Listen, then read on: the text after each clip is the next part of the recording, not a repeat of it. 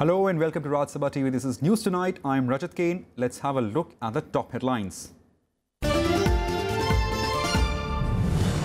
Palestine recalls its ambassador to Pakistan for sharing the stage with 26/11 Mumbai terror attack mastermind Hafiz Saeed. Expresses deep regrets over incident after India calls this behavior unacceptable.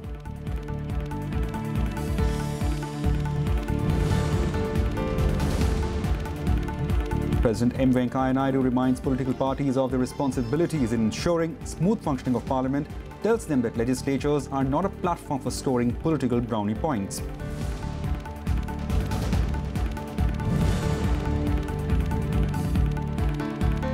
Action against illegal constructions in Mumbai continues. A day after major fire in the city pub claimed 14 lives. Municipal Corporation says it'll audit major eateries ahead of New Year's Eve.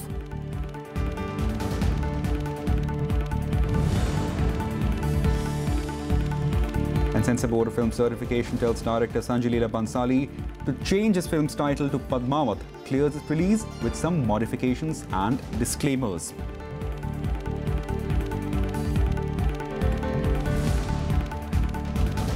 A top story. Palestine has recalled its ambassador to Pakistan, Wali Abu Ali, after a video of him sharing the stage with Jamaat Dawa chief Hafiz Saeed surfaced. As long as these terrorists are there, it's not accepted to us. Especially we are supporting India in its fight against terrorism. And because of that, my government directly called our ambassador to go back home. The action comes hours after India strongly conveyed to Palestine that Walid Abu Ali's association with terrorist Hafiz Saeed is unacceptable. Hafiz Saeed is a terrorist proscribed by United Nations and is also the mastermind of 26/11 Mumbai terror attack. The concerns were conveyed both in New Delhi to Palestine ambassador and in Ramallah to Minister of Foreign Affairs and Expatriates, State of Palestine. The Palestinian side has conveyed deep regrets over the incident, assuring the Indian government that they are taking serious cognizance of its ambassador's presence at the event.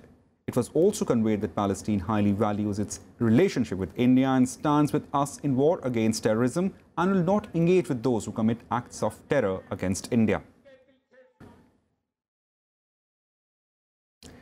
For more on the story, we're joined with Rajya's Akhilesh Suman. Akhilesh, thanks for joining us. What's the latest you're hearing in this? Yeah, according to my information, Rajat, the Palestinian ambassador in Pakistan has been told to pack up from Islamabad within 3 days. So you can understand the seriousness with which Palestinian Authority has taken this issue after India protested that why Palestinian ambassador in Pakistan was standing side by side with Hafiz Saeed, who is the most wanted proscribed terrorist from United Nations Security Council. So, that the Palestinian Authority also took it seriously. And sometimes what I am getting from the Ministry of External Affairs sources that sometimes ambassadors are sovereign when they are posted in some other country, and they, at their own personal decision, they go on some programs. And once they found, once the country concerned finds that it was in contravention with the relationship with other countries, it is really a very painful situation for that country. And so Palestinian authorities have seriously regretted with India that one cannot stand a person, a terrorist like Hafiz Saeed, and that Palestinian ambassador in Delhi has also said that as far as terrorism is concerned, Palestine is always with India, and India has always been with Palestine since even before independence, and it is continuing till now. Even at the stake of its relationship with the United States, India supported Palestinian cause, the United Nations General Assembly recently, and voted for the favor of Palestine. So it was really a shocker for India. But now I think the Palestinian Authority has recalled his ambassador. Now situation will come at normal to some extent. Raja. Akhilesh, recently Hafiz Saeed is involved with Pakistan government for enrolling his party to contest in the upcoming elections in Pakistan. So was this a political event where Palestine's ambassador was seen? Yeah, actually, that Pakistan has for long been trying to equate Kashmir issue with Palestinian issue, and they try to woo Palestinian ambassadors, Palestinian president many a times. But that Yasser Arafat, the tallest leader of Palestine, never visited Pakistan. He never visited any Pakistani embassy because of this thing. That Palestine is a different issue, Kashmir is a different issue. It is India's internal affair. But Pakistan off and on try to equate both the things. And this Palestinian ambassador in question in Pakistan, he also met Pakistani army chief on 12th December. And after 12th December, the army chief of Pakistan made a statement. He equated Kashmir and Palestine again and tell that he will work with Pakistan on he will work with Palestinians on this issue of Kashmir and Palestine. So it was really embarrassment for Palestinian Authority that the way India has been supported. That support of India is very important. Not only one country, but India represents a democratic culture, democratic whole stand in the international affair, and that would be very difficult for Palestine to stand if India goes against this cause. So I think Palestine now understands that the ambassador has made a blunder in Pakistan. Right. Thanks, Akhilesh, for all those reports. The Vice President M. Venkaiah Naidu has called the effective functioning of Parliament and legislatures the best way to ensure peace, progress and prosperity in the country. He also reminded political parties that they have a greater responsibility in ensuring the successful functioning of Parliament and seeing to it ensure that it doesn't become a platform for scoring political brownie points. In the backdrop of criticism from various quarters, including the parliamentary fraternity, Vice President M. Venkaiah Naidu on Saturday expressed concern over the functioning of Parliament. Addressing a seminar on parliamentary democracy to mark 187 years of Calcutta Chamber of Commerce, the Vice President said over the years, Parliament's legislative business and the number of hours it devotes to debate crucial issues have come down. Urban-rural divide is there, population problems are there, women's problems are there, agriculture labor's problems are there, you have borders problems. All these things should be discussed and there should be an enlightened debate at the end of the day so that the government gets a proper guidance. There is no alternative but to ensure that Parliament functions in an effective and responsive manner to further peace, progress and prosperity in the country. The Vice President said disruptions in Parliament are a matter of great concern. He said with political parties failing to control their members, debates and discussions are these days overshadowed by confrontations. If the role models themselves do not behave as per expectation, then there will be depression in the society. People will be disappointed, which is not good for a parliamentary democracy. So there has to be accountability, there has to be transparency. Both things are necessary for success of any parliamentary democracy.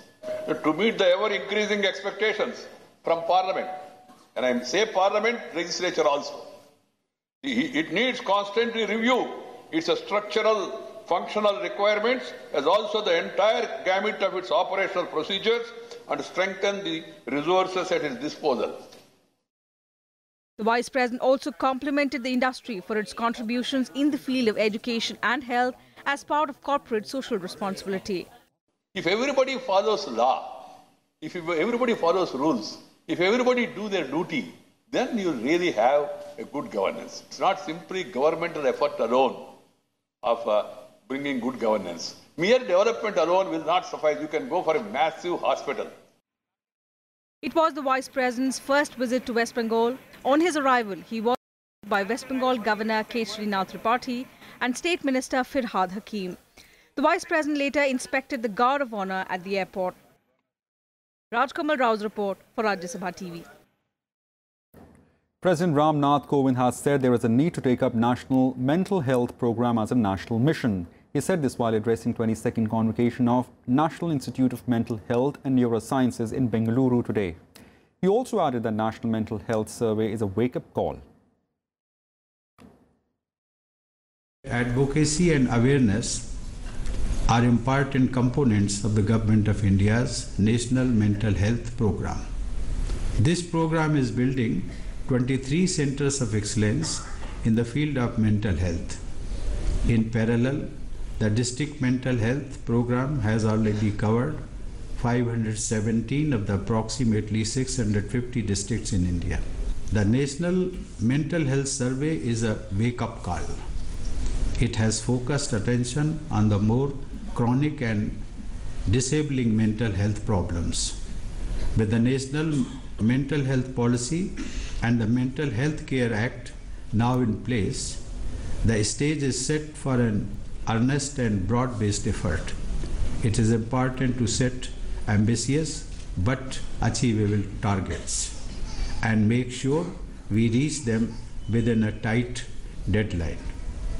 In 2022, India will be celebrating its 75th anniversary of independence. We need to ensure that by then, at least those who are suffering from severe mental disorders have been diagnosed and have access to treatment facilities. Let us take this up as a national mission.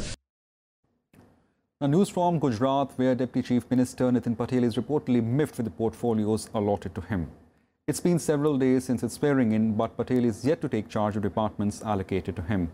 News report says that he has expressed displeasure to the party leadership over the portfolios given to him. In the previous government, Patel handled portfolios like finance and urban development. This time, he has been given charge of departments like road and building, health, medical education, Narmada, Kalpsar and capital project. The finance portfolio this time has gone to Saurabh Patel, while Chief Minister Vijay Rupani has kept the urban development ministry with himself. Asked by media person, Vijay Rupani skirted the question over Nitin Patel's unhappiness. Several other state BJP leaders queued up at Nitin Patel's residence to pacify him. 22 साल से मैं उसके साथ शासन में रहा हूँ, उसकी कार्यशक्ति मैंने देखी है और ये कार्यशक्ति के वजह से उसको डिप्टी सीएम का पद दिया है। उसकी कैपेसिटी देखकर मौड़ी मंडल ने इसको डिप्टी सीएम का पद दिया है। लेकिन इस टाइम जब पद के लिए सोच रहे थे और जब विभाग की डिस्ट्रीब्यूशन हो रही थी, तब उसको नाराज हुए, उसके पसंद के विभाग उसको नहीं मिले। इट वॉज वेरी रेशनल, इसलिए उसने प्रतिकार थोड़ा किया है। मैं उसको समझाने के लिए आया था। समझेगा, पार्टी सोचेगी कि नितिन भाई को इसका पसंदगी के विभाग दे, ऐसा मैं चाहता हूँ। Now, react to the developments, Patidar leader Hardik Patel said Nitin Patel should leave BJP and join the Congress, where he might get a good position. Speaking to the media, Hardik Patel said if Nitin Patel resigned from BJP with 10 MLAs, the Congress would readily support him. વિનંતી કરવી કે જો આપનું માન સન્માન ત્યાં ન જળવાતું હોય તો અમારી સાથે આવીને લડો, આપણે બધા સાથે મળીને અહંકારીઓ સામે લડીએ। નીતિનભાઈએ ખૂબ મહેનત કરી છે, ભાજપને ઊભી કરવામાં પણ ખૂબ મહેનત કરી છે, પણ આજે જ્યારે એમનો દુરાગર ત્યાં કરવામાં આવ્યો છે, ખોટી વાત છે। અમે ખૂબ મહેનત કરીશું ને ગુજરાતમાં એક સાચું સુશાસન આવે એના માટેના પ્રયાસો કરી રહ્યા છીએ। The portfolio allocations has taken place in newly formed Himachal Pradesh cabinet. Chief Minister Jairam Thakur has kept the key home and finance departments with him. Besides home and finance, the Chief Minister will also look after general administration, planning and personnel departments and all other departments not allotted to any minister. First-time MLA Suresh Bharadwaj has been given education, parliamentary affairs and law portfolios. The lone women minister Sarveen Chaudhary has been allotted urban development, town and country planning and housing departments.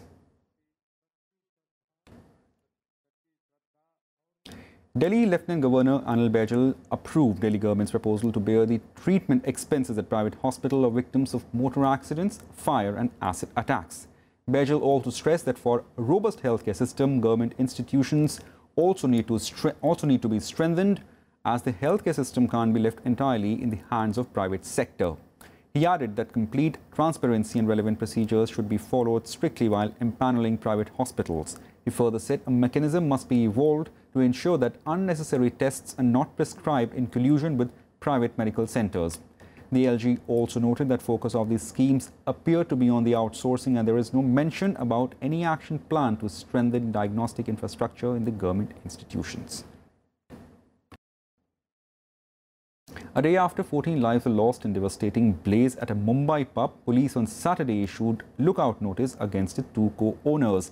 BMC also lodged a complaint against Mojo Pub and One Above restaurant in the case under the Maharashtra Regional Town Planning Violation Act. The civic body has also directed its officials to ensure that safety norms are followed in restaurants and bars thronged by people on New Year's Eve. On Saturday, BMC also began a crackdown on eateries and started raising unauthorized construction. On Friday, 5 BMC officials were suspended and an assistant commissioner was transferred after the tragedy. Police also registered case against 3 restaurant owners. पहली बार नहीं कार्रवाई हुई, इसकी पहले भी हुई है और जो घटना हुई है उसका इन्वेस्टिगेशन चालू है. अभी जिन्होंने वायलेशन किया है उनके खिलाफ हम कार्रवाई कर रहे हैं. Certainly this is an unfortunate happening and I think each one of us, each and every citizen of India who's learned about it is feeling bereaved, the loss of innocent lives and an avoidable tragedy. And therefore, I'm sure the concerned authorities will go into the reasons which led to this and also make sure that such a thing does not happen again, not only in Mumbai, but in any other part of the country as well, because this is a rapidly growing country, particularly the urban, the semi-urban areas and rapidly expanding metros. Now on to some other news. The Central Board of Film Certification has decided to give Sanjay Leela Bhansali's film Padmavati a US certificate. The board has also suggested the director to change film's title to Padmavat. Following a meeting of the examining committee on December 28th, the board decided to clear the film's release along with some modifications and disclaimers, especially one regarding not glorifying the outlawed practice of sati. The meeting took place in the presence of CBFC chairman Prasoon Joshi and was attended by regular examining committee members along with other censor board officials. Considering the concerns around the film, the CBFC also appointed special panel to add perspective to final decision of censor board's official committee. The certificate as per procedures will be issued once the required modifications are carried out and final material is submitted. The period drama got stuck in controversy after various Rajput groups alleged that it distorts history. The claim was repeatedly denied by film's director. However, as protests spread across various states, the film's December 1st release was deferred as it didn't have censor clearance. We have come to know that the CBFC has cleared the film with certain conditions and cuts, and if the producer and the director accepts those conditions, the film will release, and nobody can stop the release of the film. It will be a great day for the entire film industry and for the entire film lovers when the film will be on the screens. If the title has been changed to Padmavati and Padmavat, and if at all it is accepted by the director and production house, nobody can stop the film. It's up to the production house and the director to accept whatever the conditions have been laid by the CBFC. विवाद की समाप्ति हो रही है तो मुझे लगता है कि फिर किसी को टांग नहीं अड़ानी चाहिए बीच में, और जहाँ तक क्रिएटिविटी का सवाल है, क्रिएटिविटी को भी अपनी स्थान मिलेगा समाज में, और लोगों को ये देखने का चांस मिलेगा कि जहाँ हमने प्रोमो देख के इतना विरोध किया था वो फिल्म में विरोध है या नहीं है, क्योंकि उस राजघराने को साथ लिया गया, वहाँ के लोगों को साथ लिया गया, तो मुझे लगता है ये विवाद इस वक्त समाप्त हो जाना चाहिए और किसी को भी इसका इस वक्त विरोध नहीं करना चाहिए. Now, ahead of general budget next year, India's policymakers are focused on agriculture sector.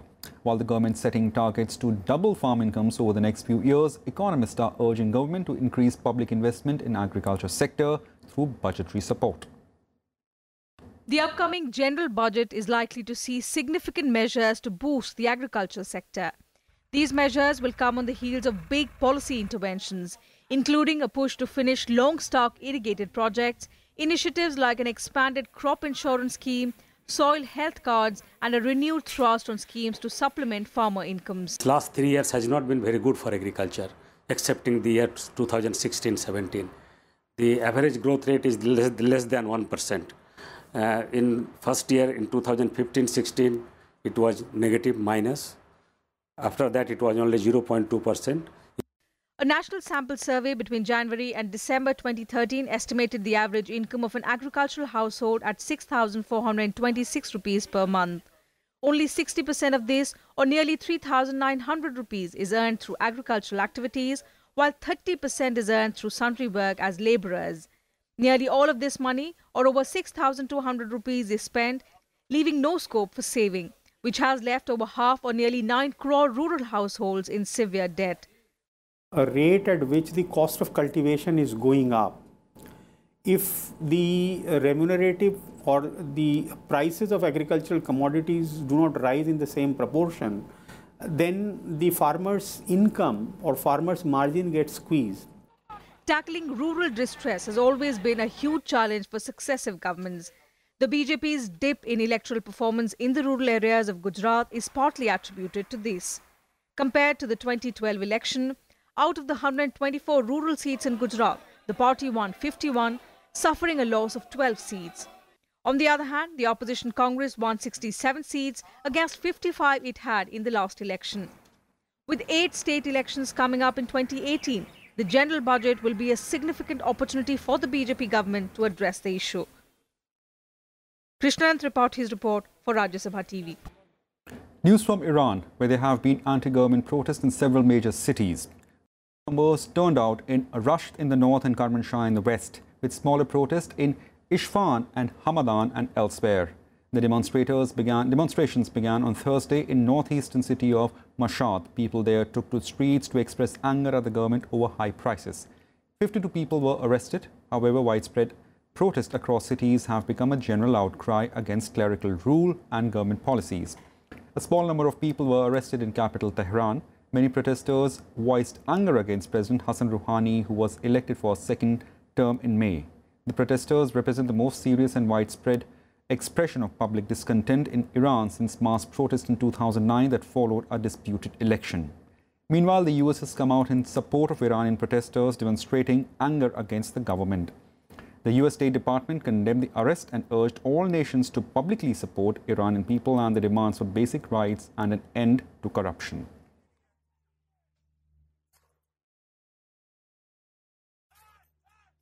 At a time when China and the United States are sparring over North Korea, Pyongyang on Saturday announced that it will never give up its nuclear weapons as long as the United States and its allies continue their blackmail and war drills at its doorsteps. The North's official Korean Central Agency, which reviewed the country's major nuclear weapons and missile tests this year, said in a report that North Korea had taken steps to strengthen self-defense and preemptive attacks with nuclear force. North Korea conducted its most powerful nuclear test to date in September and launched 3 intercontinental ballistic missiles into the sea in July and November, indicating it's closer than ever gaining a nuclear arsenal that could viably target the mainland United States. The aggressive tests have led to more international sanctions and pressure on North Korea amid concerns that window for stopping or rolling back its nuclear program is closing rapidly. Let's take a look at some more updates from across the world in Global Buzz. Militant group Islamic State claimed responsibility for bomb blast in supermarket in Russian city of St. Petersburg. The group didn't provide any evidence for its claim. The explosion injured 13 shoppers in a branch of Perestokrot supermarket chain. According to reports, the explosion was caused by a homemade bomb packed with pieces of metal with a force equal to 200 grams of TNT.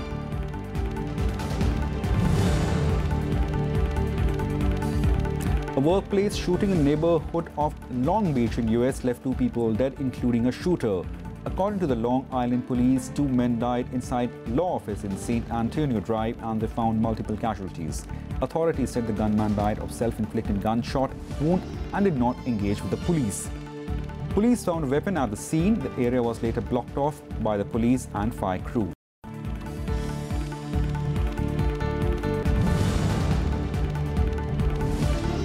The Pentagon headquarters of the United States Department of Defense has allowed transgenders to enlist the U.S. military for first time starting this Monday as ordered by federal courts. In September, the Pentagon said it has created a panel of senior officials to study how to implement a directive by Trump to prohibit transgenders individuals from serving.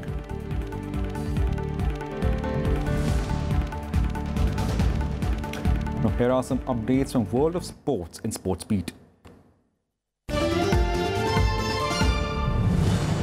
Ace Indian shooter Jeetu Rai won gold medal in men's 50 meters pistol event at 61st National Shooting Championship in Thiruvananthapuram. Rai set a new record of 2:33 in finals of the event, getting the better of Navy man Onkar Singh, who shot 222.4 in the finals. Jai Singh secured a bronze with an effort of 198.4, while Arjun Singh Chima of Punjab won the junior men's 50 meters pistol event.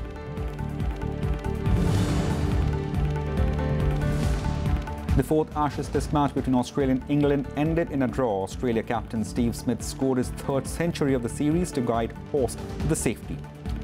Smith scored an unbeaten 102 runs, while Mitchell Marsh was not out on 29. Australia scored 263 for the loss of 4 wickets, with a 99-run leads over England before the captains agreed to end the proceedings. For England, James Anderson, Stuart Broad, Chris Wokes and Joe Root picked a wicket each.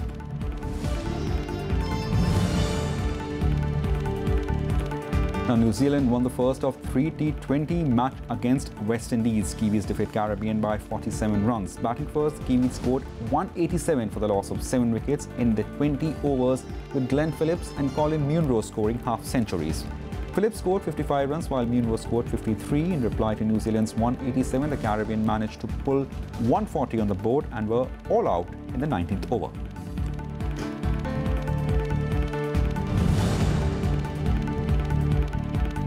British tennis player Andy Murray made a shaky return to the court, losing 6-2 to Spain's Roberto Batistuta Agut in one-set exhibition match at World Tennis Championship in Abu Dhabi. Murray was called into play after former world number 1 Novak Djokovic withdrew from the match with elbow problem. Murray has been out of competition for 6 months due to an ongoing problem, but was in Abu Dhabi as part of his rehabilitation.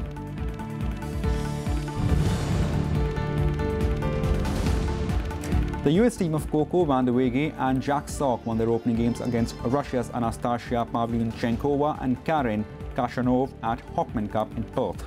World number 8 Jack Sock defeated Khachanov 6-4, 1-6, 6-3, while van der Wege comfortably defeated Pavlyuchenkova 6-3, 6-3 to give both single rubbers.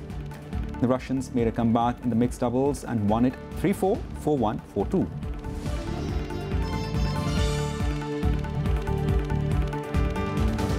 The 2000 edition of Harbin International Ice and Snow Sculpture Festival, the world's largest of its kind, has attracted many tourists with its intricate frozen work of art.